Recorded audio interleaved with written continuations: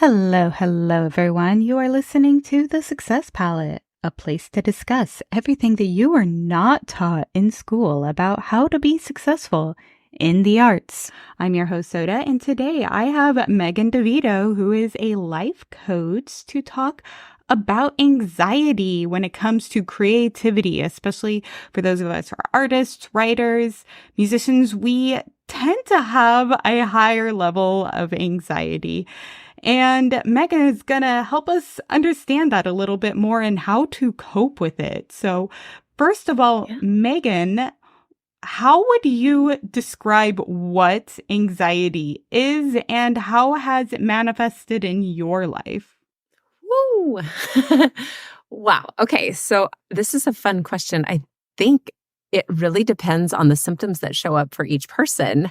Some people will tell you that anxiety is when I start thinking and I can't stop.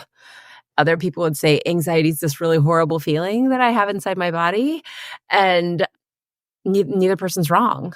I really think that depending on how it shows up for you is exactly what it is. And whether those feelings come first or the thoughts come first, they kind of swirl around each other. So a lot of people will tell you, well, anxiety is just a feeling in your body and the thoughts are a symptom. And that may be true unless you notice your thoughts before you notice your feelings. So that's really how I would describe what anxiety is. And how this manifested in my life started is a very long story, actually. I have no idea how it started, but I know when it started. It started when I was in about third grade. And I remember always feeling sick and I went to this little tiny school. I've always lived in Indiana and I went to this little teeny school and there was a sick room, like where we would go lay down when we didn't feel well. And I wanted to go lay in there because I wanted to go home. I just knew I didn't feel good and I felt better when I was at home. And so I would go lay down and I remember getting a stack of papers back in about the third grade. And there was a sticky note on it that said, always sick. And I remember thinking that was mean, but I also knew she was kind of right. So what happened was this feeling of, I think I always felt more nervous when my dad would go out of town on a trip.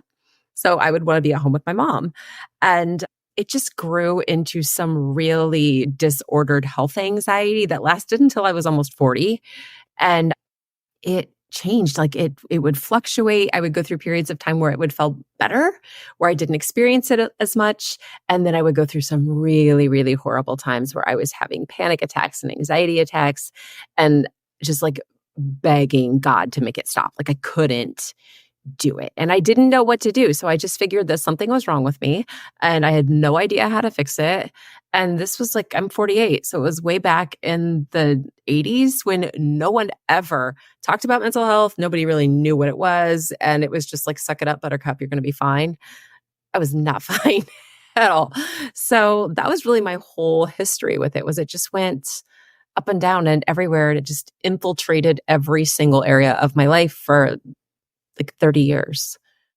Wow. Like I could definitely relate to what you were saying about in high school, starting to feel that and you don't really know what it was. Cause I know my first panic attack was in a high school class and it was a health class talking about bulimia and blood clots, I believe it. And I just started panicking and my face turned white and I started to go into shock. And they brought me to the health office and a police guy came and he thought I was on drugs and he was very, very mean about it. And was like, what did you take this morning? I'm going to call your parents and tell them you're a druggie. And I'm like, I don't know what's going on. And I started crying and it was such a horrible experience. And I think that was a panic. I don't know if that would be considered a panic attack or what exactly it is. Can you explain a little bit about what a panic attack might be or anxiety attack and the different ways that other people, because I know you were talking about some people feel the physical part first and then the mental or vice versa, but what are some of the physical symptoms and maybe some of the mental symptoms that we might have that might be anxiety? Mm-hmm. Yeah. So a panic attack and an anxiety attack aren't the same thing. And I didn't know that for years. A panic attack is very finite, where you can feel completely out of control. And this is where you might notice that your arms and legs might feel really numb or heavy or hot, but your heart is racing. You can't think. Some people say, I can't breathe. They feel like they're going to pass out. It's very immediate. And this is how people wind up in the emergency room, because you feel like you're having a heart attack, or like you are going crazy. People will say, no, I'm going crazy. I'm going crazy. Something's wrong. I can't do anything. And it's just because your body, your nervous system just entirely goes into fight or flight like this. And when you're in that place of fight or flight, where really intense fight or flight, this is when we see old ladies flip cars off of people. Right? So we'll see like the little old lady goes up and just pulls the car up because she's got all of this adrenaline, all of this cortisol, and her brain is not thinking, because rationally, there's no way that lady should have been able to pick up that car. So we aren't able to think in that place, and we just go into all of this feeling, and it's terrifying, but it's also relatively short. I mean, considering what it could be, right? It's relatively short in the sense that maybe it lasts for 5 minutes, maybe it lasts for a half hour. But once it comes down, you're like, oh, I don't know what happened. And it was scary. And a lot of times just a panic attack alone can cause someone to become more anxious because they are terrified of ever feeling that way again. They're like, oh, I don't know what happened. And I'm so afraid I'm going to have to go back to the hospital. It can cause people to question whether their doctors were even correct. Like, they told me I was fine. There's no way I'm fine. I felt that, and that happened. So they end up going back to the ER back over and over again. Anxiety attack is a little different. Yes, you can have an anxiety attack and have never had a panic attack, and you can have a panic attack that turns into an anxiety attack. Anxiety attacks last longer, and there's just a period of really heightened anxiety where you're in that fight or flight place, but not necessarily to the place of panic, where everything is terrifying. You're so anxious that, like, I can't go to work. I can't go to school.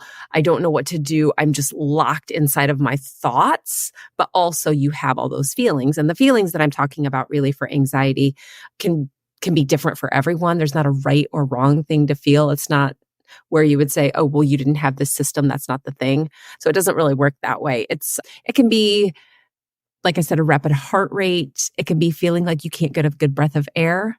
It can be tunnel vision. It can be noticing that your hands are shaking and they won't stop. For me, my first symptom was always that from like my forearm up to my fingertips would feel numb, and just, I don't know how to describe it other than weird. That was always my first symptom. It can be constantly running to the bathroom because you can't digest food. You don't digest food when you're really anxious. It can be brain fog. It can be so many different things. But when you start understanding what's actually happening in your body at that point, it all makes so much more sense, because it's really just straight biology. It's like caveman style living is the best way I can describe it, where your brain just reacts, and it's the fastest part. So it floods you with adrenaline. It floods you with cortisol. It pumps all of the blood out of your brain and into your arms and legs so you can run away really fast or fight something off or freeze and hide, but don't think about it too much. And it's really a survival mechanism. It's been there for millions of years, and it just hasn't evolved. And when you're in that place, the front part of your brain, the thinking part of your brain, does not work. So the more we try to think, the more anxious we can become, because they're anxious thoughts and they're all reactionary. So that's really what happens. Did I answer your question? That was a longer explanation, maybe. Yes, that's you described it so well, because I'm always trying to explain to my husband, who doesn't have anxiety. And I'm like, my brain thinks that I am about to be attacked by a lion or something, even though it's just like, I need to make this phone call. But it's like my brain is sending me the signals, and I feel like completely panicked. And so, yeah, I need to show him exactly what you said, because I love the way that you explained it. And it's interesting how most of the people I know who deal with a lot of anxiety are also very creative. My husband is more of the accountant type, very logical, very steady. And I was wondering, is there any research that talks about why those of us who are creatives and very deep thinkers and artsy tend to experience anxiety in extreme ways compared to maybe someone who, is has a different kind of job. Mm-hmm. So in terms of research, without actually going on and like researching, my best explanation for this is people who are anxious are more likely to be thinkers and more likely to be inquisitive and to be creative. And because anxiety is really made up stories that we're telling ourselves inside of our heads, and we're really diving into these, creative thinkers are creative thinkers. So the logical thinkers, it's not that they don't experience anxiety. It's that they might notice it more as the feeling. Whereas when we're creative and when we are in that place where we're like, oh my gosh, but then I thought this, and then my brain came up with this, it's because your brain's already really good at creating new ideas and new thoughts. And that's where we get stuck in that loop where it's so much like, oh, but then I thought this next thought. And then I thought this next thought. We're writing stories that aren't really there because all the things that we fear the most, like the lion, that example of the lion, I think that's great. My brain thinks there's a lion there. And when your brain thinks, it believes what you think, even without evidence and even without proof and even without anything that would make it make sense. I like to joke that we would be really amazing horror movie writers. Like we could scare everyone with the things that we tell ourselves, but maybe only the people who are afraid of the same things as us. But yeah, like when you look at the creativity factor of what it takes to come up with some of the stories that we can generate. I mean, for example, I had this thing when I was in college where I wouldn't shake anyone's hand. I told you I had health anxiety. And this was back in like the 80s and 90s. And I was terrified if I shook someone's hand, I would get AIDS. And so I was like, whoa, no, I am not doing that. I know it's irrational. I knew it was kind of irrational back then, but we were still learning. And I was horrified. Like if I would do that, I would be like, what am I going to do? Like, I know there's probably like a cut that's magically healed in 2 seconds and they were probably bleeding in the exact same spot. I would make up these stories that would just throw me into that what if nightmare. Like, well, what if this happens? What if that were true? What if this? And it's because we are creative that our brains can go there. Generally, I've seen some studies that say people who really struggle with the thinking part of the anxiety tend to be a little bit more, I don't want to say smarter, but yeah, if you can't create the story, if you can't process that information and extend it past where it is, it doesn't have anywhere to go. It doesn't grow. It doesn't make you as anxious. So I guess it's a blessing and a curse, maybe. That completely makes sense. And I don't know if the anxiety causes the, creativity or the creativity causes the anxiety with the thinking of the stories and everything. I can completely relate to always being scared something is going to happen. What do we do in those situations wherein we are filled with all these what if, and like, how do we calm down from that? Yeah, that's so good. So this is really the key, that if you can imagine being stuck in like a traffic circle where we're just going around and around and around, it's like, I think it, I feel it. I think it, I feel it. We have to create that exit ramp to get out of that circle because we can think and feel ourselves to death. And this is where, the people that come in, they're like, oh, just calm down, think rationally. And you're like, shut up. That is not helping me at all. We cannot think our way out of it. As much as we would like to be rational and think our way out, it is impossible. And so what you really have to do is you have to sink into that really horrible feeling inside your body. But the thing that we know about anxiety is that nobody has ever died from anxiety. And we also know that nobody has had it forever nonstop without it stopping. It does stop. For some people, it stops for longer than others. But that feeling, if we can really learn to get familiar with the feeling inside of our body and to just call it for what it is, even though it's miserable and it doesn't feel good, because I'm not ever going to tell anybody like, oh, you'll get used to it, it'll feel fine. No, it's going to suck forever. But the more that you can go and be like, oh, okay, I know that when I'm anxious, I feel it in this spot. And when I feel it in this spot, it makes me feel however it is that it makes me feel. This is really some work that I go into when I'm coaching people is let's talk about how it feels. Let's talk about where you feel it. And we do this fun activity where I'll say, okay, close your eyes for a minute and go to that place. And I want you to use your imagination. I want you to tell me, what color is it? Like, what shape is it? Is it hot or is it cold? Is it spiky? Is it swirly? I've had people tell me it looks like wisps of smoke with fingers. It looks like a spiky hot ball. It looks like a giant red wave. They can describe it. They can tell me what it is. And I'm like, okay, now that it's not up in our heads anymore, now we can say, when I feel that hot, spiky purple ball in my sternum, I know it's anxiety. So when we can go in there and say, oh, I know what that is, I know what it is, then I can tell myself anything that I think while I have this feeling inside my body, I'm not allowed to believe. So we just create this wall or gate that we can put up and say, when that feeling goes away, then I can start to think again. Then I can say, okay, the feeling's gone. I'm allowed to start believing a little bit more of what I think, but really just recognizing that when I'm in this place where everything feels that way, everything I think is garbage at that point. Even if there's a hint of truth, we're not going to believe it until we feel calm. And then we can start saying, is that actually true? And start picking it apart. Because if you try to do it when you're anxious, you'll just keep making yourself feel more anxious and producing more of the adrenaline and more of the cortisol, and it lasts longer. So really the easiest answer I can give is you have to go into your body and out of your head. And just recognize that I've felt this before. I hate every second of this, but I'm going to sit in it. Another thing that can really help is just once you know where that spot is for you, is putting your hand on it.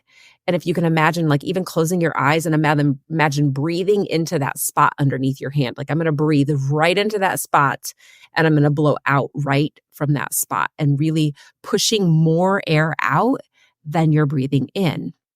A lot of times people say, it's okay, take a deep breath, and we'll breathe in. But what we really, really need to focus on instead is exhaling. It's really more about the exhale than it is about the inhale. So if you can imagine blowing all of your air out till you're squished as flat as a pancake even from that spot, and then breathing back in and doing that for a little bit, and you'll notice that that spot really starts to go away. And then you can think clearly and say, oh, okay, I'm feeling better. But it's really about the exhale. I really, really like what you said about how you can't explain yourself out of anxiety. You know it's irrational. And Oh, yeah. I haven't tried that exact method. I really like that. So I'm going to try that next. And I know that you work a lot with creatives with anxiety. Mm-hmm. What are some of the ways that you have seen anxiety hinder them in their creative pursuits? Because a lot of my listeners are creative entrepreneurs and they do experience anxiety. What are some ways that anxiety is stopping a lot of your clients from succeeding? Mm-hmm. So two that I'm thinking about specifically right now have very, very different creative jobs. I think in some sense we're all a little bit creative, but I'm working with one person who is a playwright and another person who is more of like a creative, like production person, like doing more on that end. And both of them experience it very, very differently. One way that I think I see not just creatives, but people who are in finance and everything else is that they get very, very concerned about, like, I can't think. And so for creatives, especially when you're in that production block where you're like, I'm trying to write, I'm trying to draw, I'm trying to paint, I'm trying to make music, I'm trying to do all of these things, but I have writer's block. Like nothing is coming to me. And so because we're in that place where it's really hard to create something beautiful or create something like with your imagination when your imagination is completely tied up on keeping you alive and safe. If you can imagine that part of your brain that controls your anxiety is just like a really like rabid middle school girl who is out just making everything so much worse than it needs to be, like screaming at it, everything all the time, like, you're going to die, you're going to die. That's really how dramatic it is. So really cutting off their ability to think creatively, sometimes in ways of saying like, whatever you do won't be as good as what they did. And so it can be really sneaky. And the thoughts that are underneath the reason that you feel anxious, maybe might be like, well, you know what? That person over there who does the same thing as you, they're so much better and you'll never be able to do it that good. That can cause a lot of anxiety just from us trash talking ourselves and those things. So back to the comparison idea of, yeah, I can't do that because it's not like what that person does.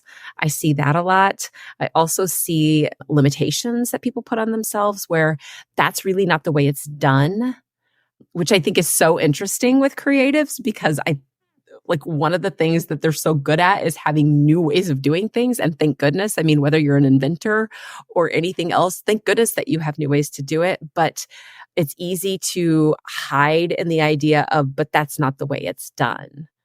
And to look for that, well, I need to do it this way for it to be, for it to be valuable or to be something that people will be interested in. Like this is what, for people, especially for the people who are creative, like creative entrepreneurs, that won't sell because it's too different. It's too, like people won't understand what I'm saying. So we have these little thoughts that get sneaky in there about how it might make me look if I created this thing. What would people think? So, so first of all, we're comparing ourselves sometimes to someone like, maybe it's like Barishnikov. If you're a dancer, you're like, I will never ever be as good as that guy. Maybe not. I don't know. I'm not Taylor Swift. I'm not Renoir. I'm not all of these people. And I'm like, okay, but there's one of those and you get to be your own person. So I do see it come up a lot when people are really worried about comparing themselves to other people, but also just judging their own work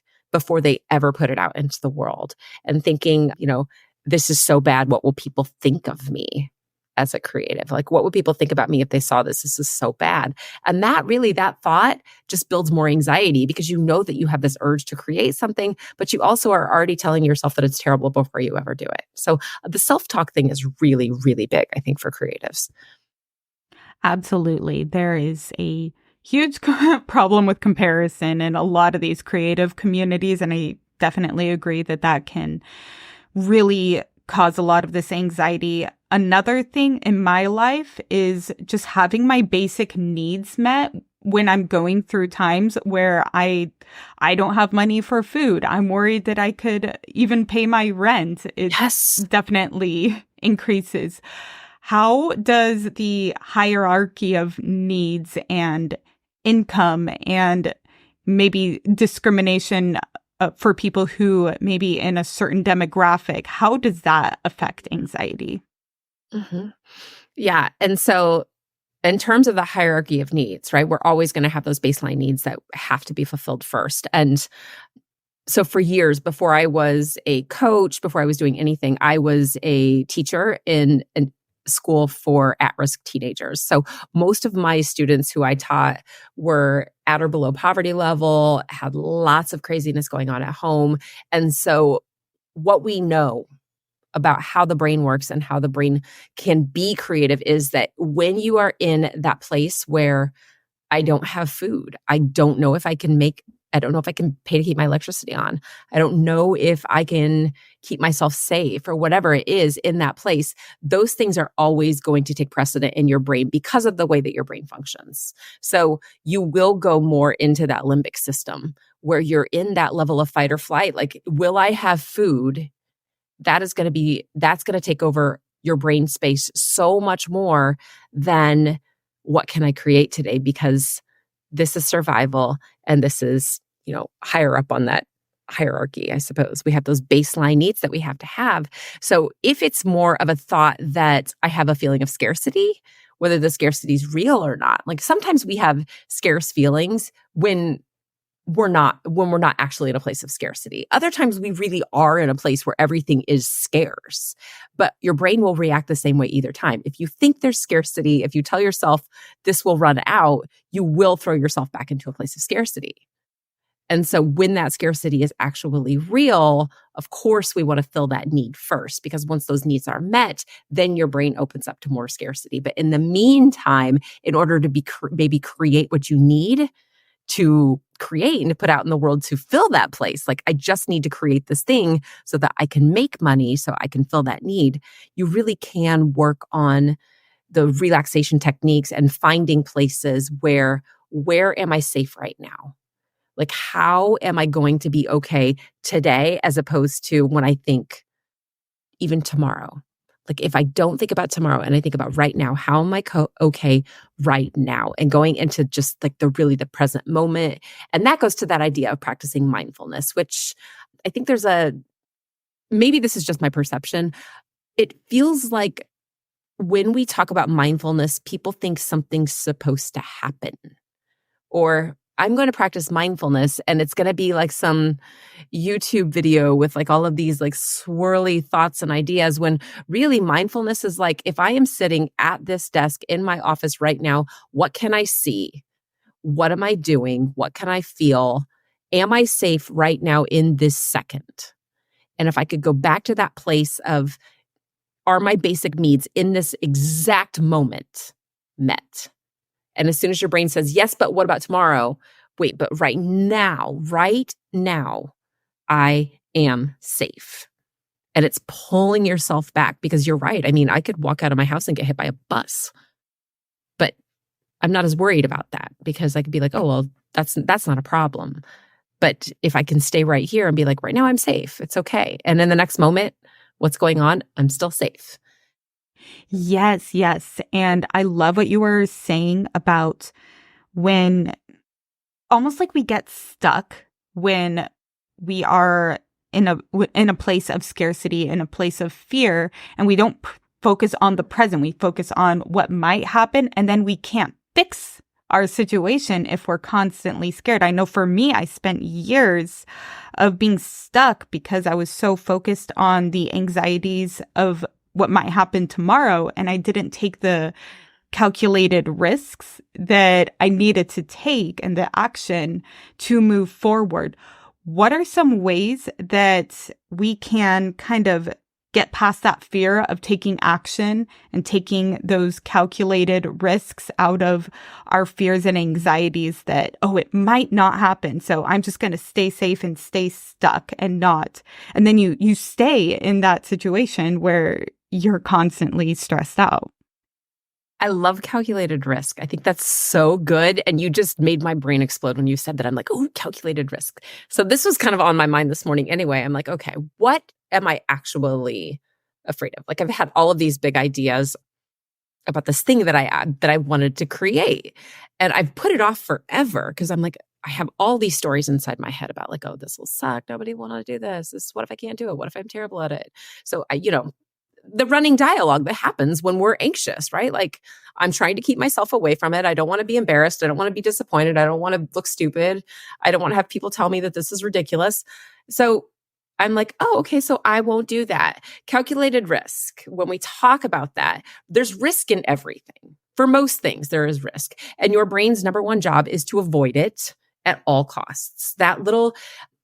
I talked about how your brain runs like in caveman mode, but if you can actually picture a tiny little caveman inside of your head that is bossing you around all day long, and it has no idea that it's 2024, it still thinks it's like something BC, way, way back. If you can imagine that guy, and they're just like always trying to keep you from doing anything that could make you feel anything negative or anything bad, anything that could ever possibly happen. If you're going to be embarrassed, that will kill you. If you're going to be, if you're going to go outside and the sun hits you, that will kill you. Whatever it is that it wants to tell you, it reacts and reacts and reacts. So when we talk about calculated risk, a lot of people who are anxious really like rock solid statistics. I have noticed this with myself. I've noticed it with other people. Like, what are the odds? And you can use those odds for yourself or against yourself. So when we get to that place where like, what if, if the question is, well, what if I do this and this happens? Answer the question for yourself. What if it did? What if that actually happened? What would you do about it? How would you what if that happened? And because when we think about the things that we're not willing to risk, what if I'm embarrassed? Okay, what if you are embarrassed? Then what? What would you do if you were embarrassed? And for me, it would be like, well, I would be embarrassed and it would feel really embarrassing. But what is it that I'm actually, am I willing to feel that to have what I want to do, like to have what I want? Am I willing to feel anxious to create this amazing song that I want to write? Am I willing to feel judged to make this website or this beautiful piece of art or to do whatever it is that I want to do? Am I willing to go there? And then if the answer is I'm absolutely not willing to feel it, then maybe that's your answer. And then be able to cut yourself some slack and say, okay, that's not for me then. That's just not my thing. And we get, calculated risk, when we look at what we're actually calculating, a lot of times it comes off of emotions that we're not willing to feel. And if the worst thing that happens to you is that you feel an emotion, are you willing to feel that? Yeah. And that's really like, really important. I think yeah. Because a lot of these embarrassing things, like there's some that could really traumatize you if it's embarrassed in front of, certain situations. But for the most part, we tend to forget about a lot of our embarrassing moments, especially if you're able to have help with a professional. And I know with me working with professionals, I've really been able to change my life. And I'm curious, though, what is the difference between working with maybe a therapist or some other sort of, maybe an art therapist or a life coach? What are some different ways that people can get help if they're dealing with anxiety? Mm-hmm. Yeah. And there's definitely different levels of anxiety, right? Like you can have this underlying anxiety that never really goes away, where you're really stressed out a lot of the time and it just keeps you on edge and anxious and grouchy and snappy. And it's like you never quite get relaxed and out of that fight or flight state, but you're not to the place where you have like a panic disorder where you're panicking multiple times a day, or an anxiety disorder where you're really just so locked inside of yourself. Those are two different things. So in terms of what I would explain the difference between, say, therapy and coaching, therapy is, I think, really, really excellent at, if you went through something happened that was either a big T kind of trauma, or it was like a series of smaller traumas that built up, that you're like, no, I know that I have this stuff in the past that I need to work through. I need to talk this out in terms of this situation or this experience that I had in my past. If that's happening, that is definitely a therapeutic thing where you want to go, if we're talking about self-harm, if we're talking about like, I am in this place where I am like, I need some sort of like a more intensive internal healing therapy. Yes, 100%. And I've had clients that I've worked with that I'm like, hey, yes, we can work together, but the deal is we only work together if you are also seeing a therapist. Because as a coach, and I may use a lot of tactics that they use in therapy, but I am not in the place where I'm like, okay, we're in this self-harm kind of area. That's not my place. So for coaching, so for the people that I work with, or most of the coaches that I know that are not also therapists, even though like I have trauma-informed training, I have all of that stuff, it is more of a, okay, here we are. We know that you're anxious. We know that you have these things that like, my creativity is getting sucked out of me. I am feeling grouchy and anxious.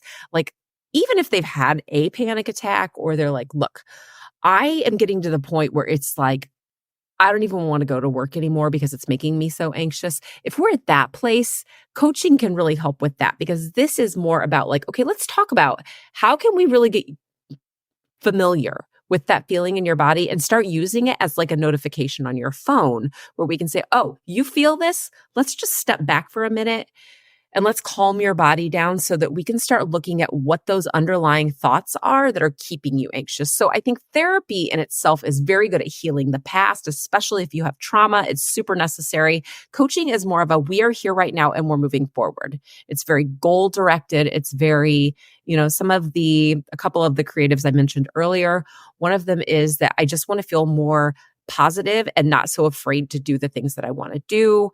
I have one that the one that I mentioned, that she's a playwright. She's like,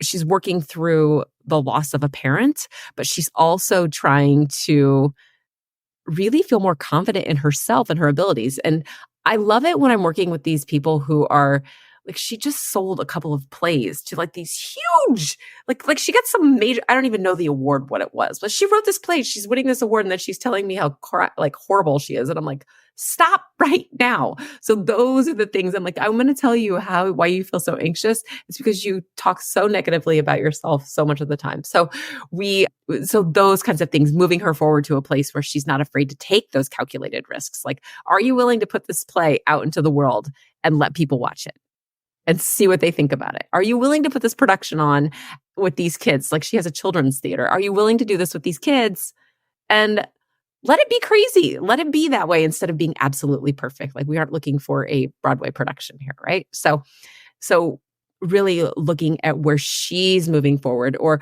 are you willing to go after that next level in your career if it means that you have to create this, whatever it is that has to be put out there, like for creating a movie, creating a TV show, that like, this is where it has to go. And then you have to sell it to different production agencies. Are you willing to go there? And to say, I know you feel anxious, and I know you feel like you're going to throw up, and that you have all these stories about, I won't eat, I won't have a job, I will do that. Is that really true? Or is that just your brain trying to keep you from taking that step? So really moving forward is coaching. Looking backwards and therapy that way would be like with therapy. Yeah. That's a really, really good way to distinguish it, because I was kind of a little confused in my head. So I appreciate that clarity. And if anyone is having feelings of self-harm or anything like that, I am going to put some resources down below, some links. Please get help. We want to make sure that you are safe and healthy, and remember, you have value. Now, before we end, I do want to ask, you mentioned one of the techniques earlier. I was wondering if you had any other simple, just very quick techniques and practices that we could do just throughout our day that might help lessen the amount of anxiety that we have. And also, please let us know where we can find you on social media, your website, if we want to contact you with more information. Absolutely. Yeah, I'll give you two. One of them I actually did when I was shopping for throw pillows in Target. Nobody will ever know. You can do it at work. You can do it in your car. You can do it in the middle of class. Nobody will know that you are doing this. And it's just a different way to think about breathing. I told you before that everybody will say, just breathe, and everybody wants to breathe in. If you can move from a place where you're like, trying to breathe like that, and really focus on I would call it almost like a metered breathing, or paying attention to what this is. I've done this when I'm driving my car. It's not distracting. You're already breathing. It's like we breathe all the time. Nobody knows because we're all doing it. So I've done this with lots and lots of people, just to say, okay, when you notice that you're starting to feel anxious, always start with the exhale. And I would say blow as much air out as you can. And then we're going to inhale slowly through your nose for 5 seconds. So we're going to go breathe in for 5 seconds, hold your breath for 5 seconds, and then exhale for 7 seconds. And then pause and wait until you need to breathe in. And then we go back again, whatever your natural breath is, so that you're not like in the middle of Target. You're just breathing normally. I'm going to breathe in for 5. I'm going to hold it for 5, and then I'm going to exhale for 7, and just making sure that exhale goes out longer. So I will tell you that if 5, 5, 7 is the numbers are too big for you, try 4, 4, 6, try 3, 3, 5. The numbers don't matter. It's really more about exhaling longer than you inhale and letting your brain reset, because what that does is it clears all of that used oxygen that gets that carbon dioxide out of your body and brings in fresh oxygen. When you do that, you are throwing your nervous system from sympathetic into parasympathetic. So if you can imagine, you have two separate nervous systems. The sympathetic nervous system is fight or flight. It is react. It is anger. It is snappy. It is fast. It is rushed. It is not thinking. It's where we start building up into that more like, I'm really anxious. I feel like I'm in a panic. Your parasympathetic is your rest and digest and relax system. It's where your body is able to process food. You can think clearly. Your shoulders come down a little bit and you can actually breathe in. And when you can take yourself out of that state and into the other state, you're moving yourself from an anxious place to a calm place. And it's really as simple as exhaling, really focusing on that. So we can even practice that now if you want. Like I'll do it with you for a little bit. Are you doing it? I was saying I'm like practicing while you're doing that. Yeah. Yeah. Like, so breathe in for. Yeah. So I do 5-5-7. Some people do 4-4-6, 3-3-5, but it's like, if you can imagine, look at my pen, 5-5-7, almost like a 5-5-7. And whatever that is. So for me, I would say breathe in, hold, exhale. And then I would pause until I need another breath. And I would breathe in, hold, exhale. I already feel better. It's like, oh. And when you do that, not only does it redirect your brain away from what it's thinking about and how you feel, but it's also literally changing your nervous system over to a restful place. That's one. Another thing that I really like, and since there are creatives that are in your audience, is I really, really love journaling. Some people think it's corny and weird, and it's not. It's like so good, especially if you notice that right before you go to bed, your brain likes to go into high gear and suddenly you're laying there and all the thoughts come in at once and you notice you're getting anxious. There's something really powerful about writing them on a piece of paper, especially with colorful pens, which I really like, in writing those anxious thoughts down on a piece of paper, on a journal. I don't even care if you write them on a sticky note. I've had clients who I just said, you just need to keep a pad of sticky notes next to your bed. And when you wake up in the night with a thought, I want you to write it on the sticky note and say, I will think about that first thing in the morning. Shove it on your alarm clock, on your phone or whatever, and then roll over. Because when you take it out of your head and you put it onto paper, it becomes concrete. It doesn't have room to grow anymore. It's like, I had this fear and I wrote it down, and then you look at it and there it is. You can literally set it aside and say, tomorrow I will deal with that first thing. And it just has this way of moving it out of your brain so that you can go back to sleep. And that 5-5-7 thing is a really great way. It's like counting sheep. It's a great way to get yourself to relax at night too. But especially for people who notice they're more anxious before they try to sleep, being able to write those thoughts down and say, tomorrow I'm dealing with these. And a lot of times we wake up and we're like, what happened last night that I was thinking this stuff? Tired brains are anxious brains, and they generate so much garbage. So much garbage. Our brains have like 60,000 thoughts a day, and maybe 2% of them are real. Most of them are habits, and they're just random thoughts that flow through. Yeah. And I've noticed, in addition to writing down, sometimes I'll do a voice message to myself. Yeah. And that sometimes helps too when I'm like maybe not in a place where I can write. So just wanted to throw that out there. And yeah. So, and then where can we find you if we want to get more information? Find me all over the internet. I have a website. It's just my first and last name. It's megandevito.com. No H, just regular Megan, Megan, DeVito.com. I'm on Instagram and Facebook. I have a Facebook group and a Facebook page. It's Coach Megan DeVito on Instagram, but also on Facebook, Threads.